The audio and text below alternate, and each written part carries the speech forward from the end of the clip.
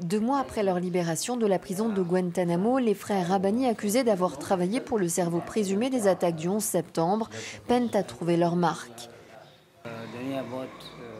Le monde a tellement changé que je me sens encore perdu. Quand je suis parti, mes enfants étaient bébés. Maintenant, ils sont plus grands que moi. Les Américains ont détruit ma vie et celle de ma famille.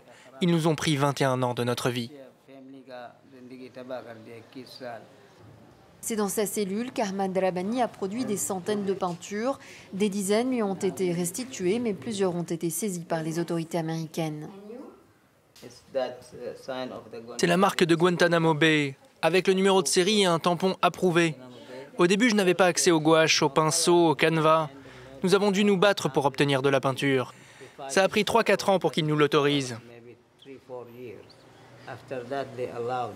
Depuis quelques jours, l'ex-détenu expose plusieurs de ses œuvres dans cette galerie d'art pour faire connaître son histoire. J'ai passé plus d'1 an ici. Cet endroit était destiné à la torture. Tout était en acier. C'était très froid. Et parfois, nous ne portions que des shorts. Depuis sa libération, le 23 février dernier, Ahmad Rabbani réclame la restitution de ses peintures retenues par l'armée américaine, qui les considère comme des menaces pour la sécurité nationale.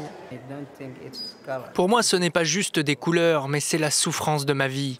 Mes espoirs de rentrer un jour chez moi, ma tristesse, les tortures que j'ai subies, c'est mon sang.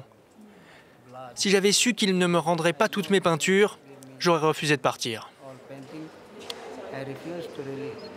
Dans le cadre de cette exposition, plusieurs artistes pakistanais se sont mobilisés pour tenter de reconstituer les œuvres manquantes de l'ex-détenu. La censure de ses œuvres d'art et le fait qu'elles soient toujours retenues à Guantanamo est inacceptable et injuste. L'armée américaine n'a aucune raison de garder ces peintures.